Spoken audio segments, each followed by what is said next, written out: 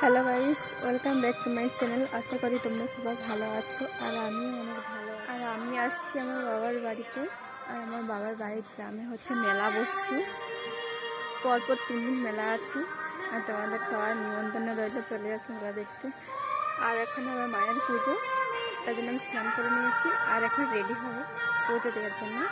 তো চলো তোমরা দেখতে থাকো পুরো ভিডিওটা। হাই গাইস, এই হচ্ছে আমার ফাইনাল লুক।